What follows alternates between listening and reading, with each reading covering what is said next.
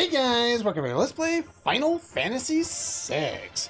Last time, we defeated two of the strongest monster in a chest bosses in the entire game. Master Pug and Katana Soul, and we got access to the Offering, meaning we can finally put to use what is known as the Wind God Ga setup, basically, including the Merit Award, the Offering, which gives us X-Fight, which is 4 attacks, give him a Tempest Sword, use Cat Scratch as a Rage, gives him 4 attacks with a 50% chance on each attack to do 8 times damage with either a normal attack or with Wind Slash. It's really frickin' broken, and it's absolutely fantastic. This time, let us finish up the ancient castle. Now, there are a couple of new enemies around here, and this is one of them, Box Set. Was he susceptible to instant death? I forget. He is susceptible to instant death. Level 45, weak to Pearl, again has Auto Reflect.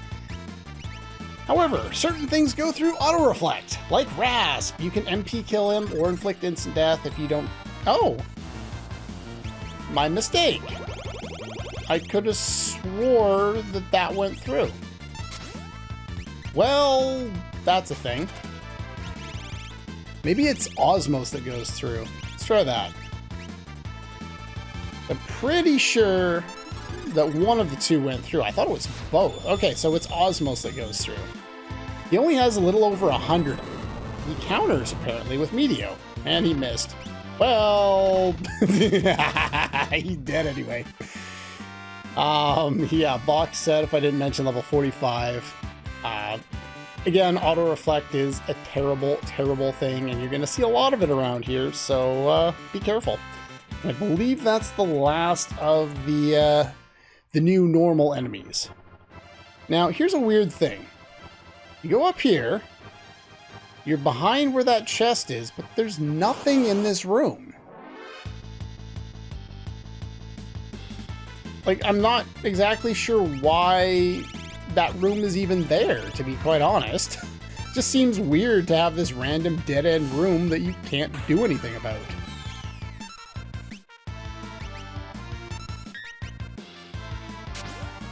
Anyway, the enemies around here, with the Auto Reflect, you really want to prioritize using things that get through it. Wind Slash will get through it. Doesn't do much damage against these particular enemies.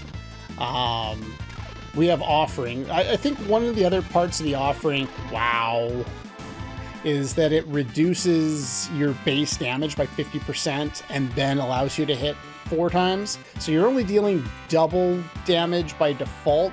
But because of the Cat Scratch, if you happen to be using that, it can be ridiculous. I learned Bolt 2 from a shield, I'm guessing. Levels are okay. But yeah, it's so weird that they have that room in general. Okay, up here is a whole lot of nothing, which is weird because if you go up here, it actually leads into another room containing a Blizzard Orb, which is another unique orb or another unique accessory for Umaro, and the Gold Hairpin because we wanted Mog over getting it earlier in the game.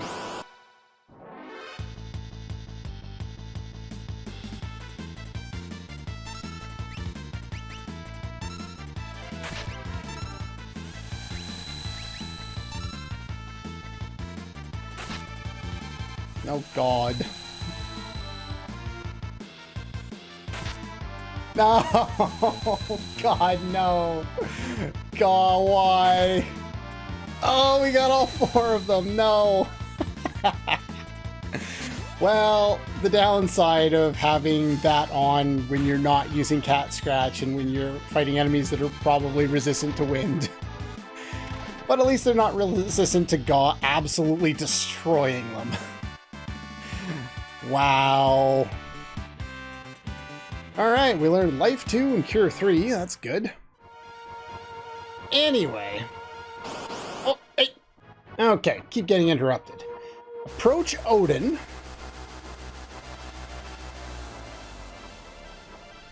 And he turned into a shard of magicite. Odin is pretty unique. Slices through enemies with his Zantetsuken, of course. He's the first, but not only, a way of learning Meteor in this game. I don't think there's a separate Meteo spell in terms of ones that we can learn. But yeah, there's a few different spots where it's called Meteor and some where it's called Meteo. I don't remember if it's a separate ability or not. Either way, you can learn it here. We can learn it at a much faster rate later in the game. It's the only Esper in the game to give you a speed boost on level up. Since we're not going to be gaining a lot more levels at all anyway, because we've done a lot of the side quests already, we don't really need this, but it's an interesting option. Nope, I missed. There it is. Now down here, there's a little sparkly. Now, someone had said something about something somewhere along line 7, so I believe someone said something relating to this. I don't remember what they said. Anyway, a book with a gem-encrusted cover, Queen's Diary. Realize now that I am in love with Odin. This breaks every rule of our society. It's a forbidden love. The flames of passion obey not rule or reason. My heart longs for this noble, elegant man. How could anyone blame me?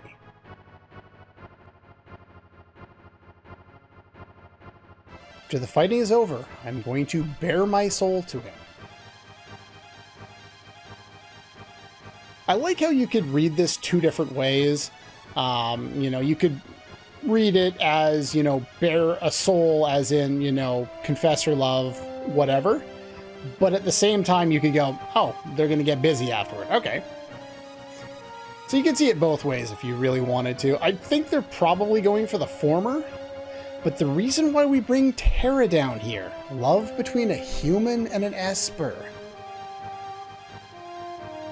You don't get a lot of additional dialogue. I can't remember who it was. Someone said something about a spot. Oh god, now I don't even remember where it is.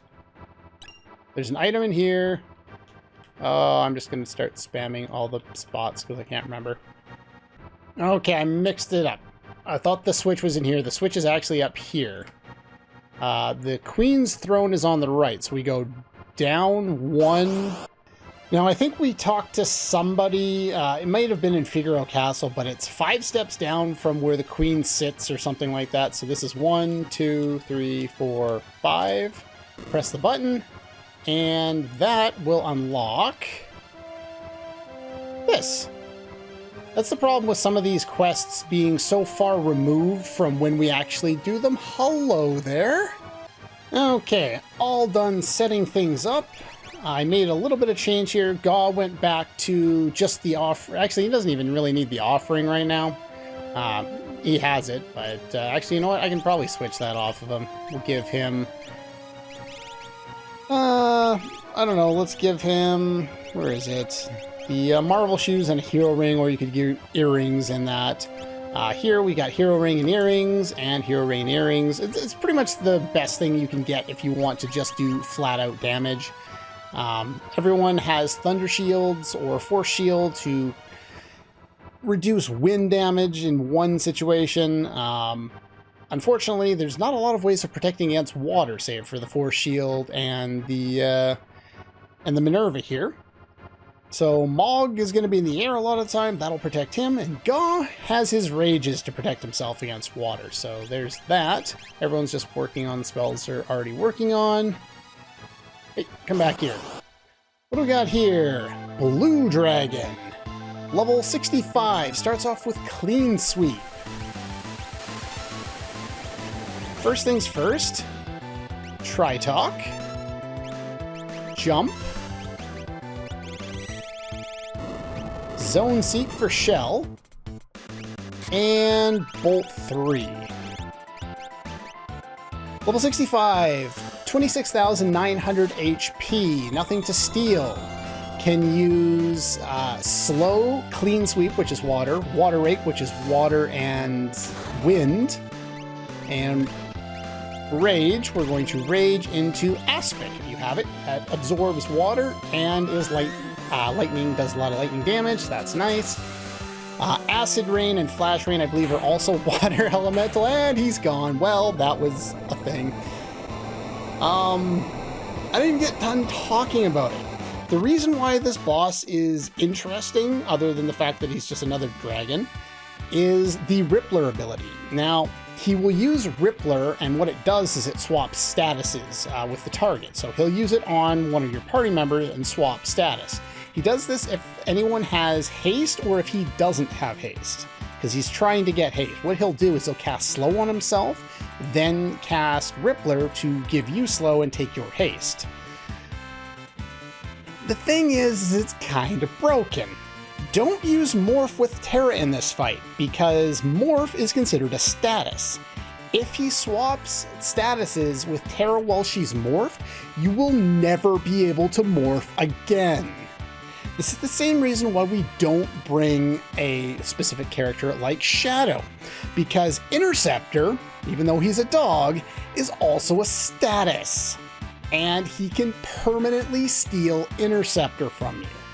We don't want either of these situations. So Rippler is a very scary ability. You don't want to be forced to deal with it if you don't have to. But anyway, yeah, we're just going to bypass that altogether and just get rid of it. And they screwed up. So the blue dragon, I guess, picked up the weapon that, well, 5 dragons left. Yeah. I guess he picked up the sword after the battle, because this scimitar is supposed to be, as you can see on the right, Zantetsuken. Supposed to be Odin Sword. I don't know why they translated it this way. When used in battle, it's supposed to be the same thing, but in that it was translated as Atom Edge. Every other Final Fantasy has called it Zantetsuken and just gone with it. I think Final Fantasy V had Steel-Bladed Sword, or no, that was 7. I can't remember. I think they just abbreviated it in 5. Either way, they've didn't really know what the hell they were doing for a little while, and then okay, it's Zantetsuken, and then that's what it was, like Final Fantasy VIII and onward. But yeah, they botched the translation there. This means you take no damage from fire and absorb ice. It gives you a blizzard type attack. Maybe we'll see it, maybe we won't. But yeah, we took down another dragon. Don't bring Shadow, it's a bad time. Let's give you my sprint shoes back, please. Now, you don't have to do this, but if you go and approach the queen, who is also turned to stone, a tear comes from the stone.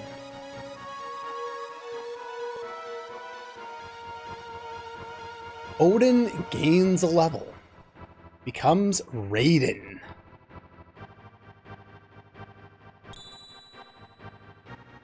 Now, we no longer have access to Odin, but we do have Raiden, which basically does the same thing when cast. It's still a Zantetsuken type attack. In this case, I think it has a higher hit rate, but it also gives us the ability to learn the quick spell, as well as the second and only other Esper to give us 2 to strength. Not that we typically have more than one character in the party at a time that's needing strength bonuses, but the quick spell is really, really good.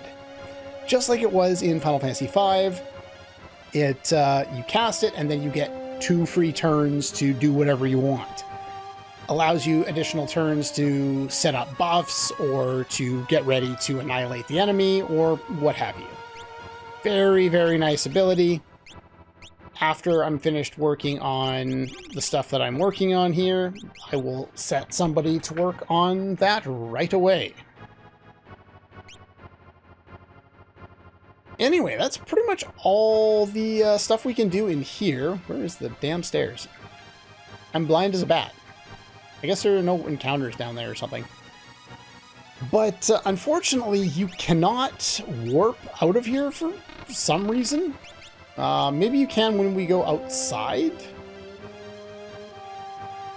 Can I warp now? No, I'm still inside. All right, now we're outside. Can we use warp now? No, we can't. So yeah, this is why I brought Mog, the primary reason, so I can now give him the Moogle Charm and walk out instead of having to fight enemies the entire way out, just because it's going to take too long. Where's the Moogle Charm? So yeah, I will meet you on outside now that we've done pretty much all we need to do here. We got all the items, all 11 of them. Some really nice stuff, including that offering. Just absolutely fantastic item. Okay, we're back. Now I've got a different party and a different setup. Got one more thing to take care of today before finally moving on to what the game wanted us to do oh so long ago when we first got access to the airship. This little location here is the Opera House. Help! Talk to the impresario. Okay. Let's not go that way. Let's... Actually, no, I don't want to go that way. I want to go... I do want to go this way, don't I? A dragon is sitting smack in the middle of the stage. Okay. Well, we should probably do something about that. What's up? Don't press the wrong switch or... What, like this one? Or this one? Still funny. Anyway, before pressing the wrong switch, let's take a look at our setup. I brought Amaro because I don't have a good opportunity to use him at any other point in this game. He's just not very good. We have Terra with her basic setup at this point. No Force Shield, I've given that over to Shadow instead. We've brought Shadow with the Hero Ring and Marble Shoes. Merit Award and Offering, as well as the Tempest on Ga. Wind God, he is indeed, and will be extremely valuable in this particular area. We might just one-shot this boss. And Umaro has his two relics, the Blizzard Orb and the Rage Ring. I think this one gives him the ability to throw characters, and this one gives him an innate Blizzard attack. It's not very good. None of these are. He's not very good. But I figured I might as well use this as a decent opportunity because God can do this by himself. Now, the walking is done by itself. Dirt Dragon. Interestingly enough, he will use... Is that... Okay, so that's the Blizzard Storm thing that Umaro can do. Alright, so Dirt Dragon, level 53, 28,500 HP. Weak to wind and water, has auto float, does not actually absorb the earth element like you would suspect that he would. However, since he's always floating, there's no way around that. He has a Horn Tusk, which is a physically based attack, a Quake spell, which will deal, and as well as Magnitude 8, which does earth elemental damage to us, hence why we're as protected as we can be. And what else? He has 50 Gs, which will remove any float elemental spell that you have on you that isn't provided by either a rage or an item like the Cherub Down. He's weak to wind. This is why we have the Blossom Knives here in the first place. We're going to rage you, yeah, lots of damage, and let's go for the Stray Cat, and it's over. This would have one-shotted him, probably.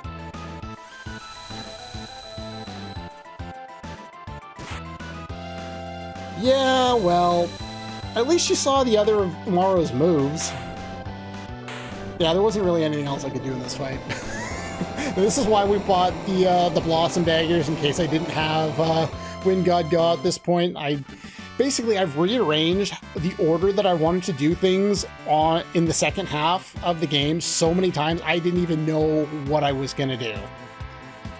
And Ga learned the rest of his spells. We get a Magus Rod. 4 dragons left.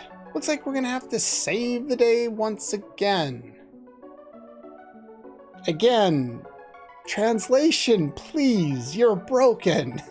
Looks like you saved the day for us once again. That makes more sense. Okay, what about you? Anything else? that's all you can do here. There is one other thing of note. We'll jump up here and we'll take a... All right, wrong door. Take a quick look. Now, if you did this earlier in the game, like I had talked about, and left one of these guys alive, one of the rats up here, you, in the original 1.0 version, it looks like they've all been removed, even though I did definitely leave someone alive. But yeah, in the original version of the ROM, I believe it's only in the Japanese version, those rats would have still been here. And the trigger for how you die, quote unquote, in the during the opera sequence and wake up or, you know, start again outside of the building would have still been in effect. So you could come here in the World of Ruin, unequip everything, and kill yourself, basically, because it's the only way you're dying. And then if you die to those rats in the World of Ruin, you will get the fakey game over thing that we got before, wake up back in the World of Balance. And apparently it glitches the ever-loving crap out of the game. But, yeah, we don't need to do that. Let's move on with things. So what we did when we first got access to the airship is we had, we talked to Lola over here in Miranda, and she was sending letters to her boyfriend in Moblis, who we know is not actually there anymore. And when we attached a pigeon with one of her replies, it went to this location here. And this is what we're going to do next time. We're finally going to go after Cyan. But anyway, that's all for this one. And I'll see you guys next time.